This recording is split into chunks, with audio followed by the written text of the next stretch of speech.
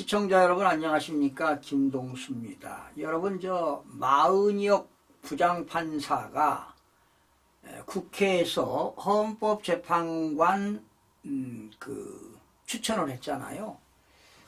그래서 국회에서 추천한 사람이 누굽니까? 더불어민주당에서는 정계선하고 마은혁, 그리고 국민의힘에서는 조한창을 후보로 추천했죠. 그래서 결과적으로 청문회를 끝내고 지난해 12월 31일 날 최상목 권한대행이 정계선하고 조한창을 헌법재판관을 임명했어요. 그리고 더불어민주당에서 추천한 마은혁을 임명하지 않았지요. 즉 여야가 협의를 해서 다시 추천을 하게 되면 임명하겠다 했는데 결과적으로 마은혁은 임명을 하지 않았습니다. 그러다 보니까 1월 3일 날 우원식 국회의장이 국회 측 대표로 헌법재판소에다가 권한쟁의 심판을 청구했습니다. 바로 권한쟁의 심판 청구라는 것은 국가기관과 국가기관 간에 어떤 분쟁이 있을 때, 다툼이 있을 때 헌법재판소에다가 심판 청구하는 것이 바로 권한쟁의 심판 청구인데요. 자, 그래서 헌재에서 한 번 변론을 했습니다. 그리고 1월 3일 날 결정을 하기로 했는데 2시에 결정을 앞두고 12시 2시간 전에 다시 변론을 하겠다 하고 연기한 것이 오늘이었지요. 그런데 오늘 권한쟁의 변론을 오늘 종결하고, 그러니까 2번 변론한 것이지요. 그러니까 국회 측에서는 우원식 국회의장 측에서는 위헌이다. 그러니까 최상목 권한대행이 헌법재판관을 임명해야 된다, 이런 얘기고, 또 최상목 권한대행은 국회의장이 개인적으로 권한쟁의를 심판했다. 그러면 권한쟁의 심판을 하려면 국회 전체의 의결을 거쳐서 권한쟁의 심판을 청구해야 되는데 그런 의결을 거치지 않았으니까 그것도 위헌이다.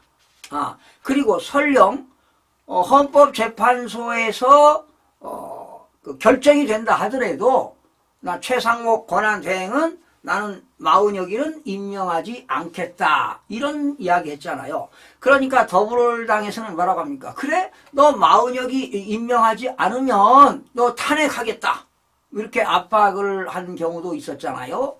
자, 이제 마은혁이 헌법재판관 임명하는 것은 제 개인적으로 볼 때 물 건너가지 않았나, 이런 생각을 해봅니다. 그래서 오늘 지금 최상목 권한대행 부총리 겸 기획재정부 장관의 마은혁 헌법재판관 후보자 임명 보류와 관련 권한쟁의 사건 변론을 종결했다. 오늘 종결했습니다. 그리고 이제 선고일자는 추후 정하기로 했다. 문영배 헌재소장 권한대행은 선고 시기는 이제 재판관 평의를 거쳐야 되겠죠. 평의에서 정해지면은 당사자들에게 통지하겠다, 이렇게 밝혔습니다. 자, 이날 변론은요, 헌재가 최 권한대행 측에 잇따른 변론 재개 신청을 받아들이면서 열렸다. 당초 헌재는 3일 이 사건에 대한 선고를 진행할 예정이었다. 하지만 변론을 1회 만에 종결하고 선고일을 지정한 것, 정치적 공방이 이어지면서 선고 2시간을 앞두고 연기했다. 자, 오늘은요, 헌재에서 50분간 진행된 추가 변론에서 국회 측, 그러니까 우원식 의장의 국회 측 원고와 피고 최권한대행 측은 국회가 권한쟁의 심판 청구하는 과정에서 본회의 의결이 필요했는지 여부를 두고 치열하게 맞섰다. 그러니까 대통령 권한대행은 권한쟁의 심판 청구하려면 국회 의결을 거쳐야 된다.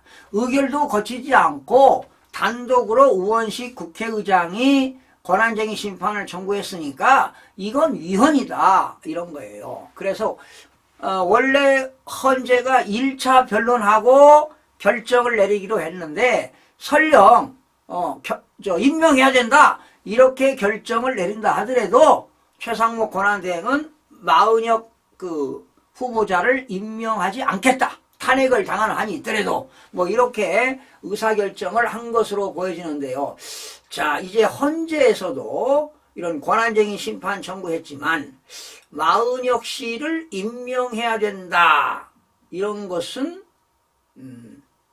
불가능하지 않을까 이런 생각을 해봅니다. 결과적으로 마은혁 씨는 헌법재판관 임명이 어려울 것으로 보입니다. 그렇다면 현재 8명 중에서 지금 윤석열 대통령을 인용하겠다는 사람이 이제 한 4명, 또 중도와 우파에서 4명.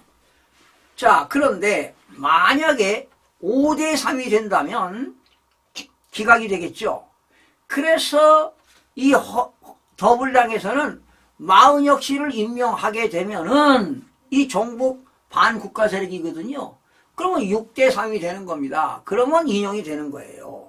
그래서 지금 헌재에서는 마은혁 씨를 권한쟁의 심판 청구해서 빨리 임명하라 했지만 제가 볼 때는 임명하기가 힘들어 보입니다. 그러면 앞으로 윤석열 대통령 탄핵 결정이 헌법재판관 8명으로 하게 되는데요. 6대2가 되기가 쉽지 않습니다. 그러니까 인용이 6, 기각이 2, 쉽지 않다는 겁니다. 뭐 5대3, 4대4 이렇다면 윤석열 대통령은 헌재에서 기각할 가능성이 있다는 것입니다. 그리고 여러분 며칠 전에 그 증인들이 나왔잖아요. 곽사령관도 나왔고 홍장원인가요? 나왔는데 다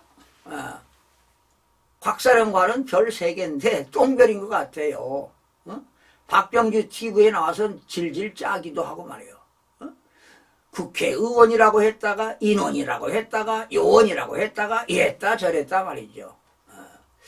자, 이런 걸 보게 되면은 국민들이 다 아는 거 아니에요. 홍장원이가 윤석열 대통령이 지시해가지고 뭐 우원식 뭐 이재명 누구를 체포해라. 그런데 그런 명단이 없잖아요. 홍장원이가 왼쪽으로 썼다가 그거 없애버리고 보좌관이 명단을 썼다고 하는데 그런 게 어디 있습니까? 그리고 그게 그 원본도 아니고 사원 아닙니까? 복사원. 그래서 진실은 밝혀진 겁니다. 대통령이 체포하라는 지시가 없었다는 것이지요. 그런데 마치 대통령이 체포하라는 그 명단을 불러주면서 체포하라는 지시가 있었다고 하는데 다 거짓으로 밝혀지지 않았습니까? 그렇다면 헌재에서는 당연히 헌법과 법률에 의해서 결정을 내린다면 당연히 기각이 되어야 될 것으로 보입니다. 여러분, 진실은 거짓은 진실을 이길 수가 없는 것입니다. 그래서 윤석열 대통령이 하루빨리 석방이 되고요. 탄핵이 기각이 돼가지고 다시 대통령에 복귀하기를 정말 학수고대해 봅니다. 시청자 여러분 고맙습니다.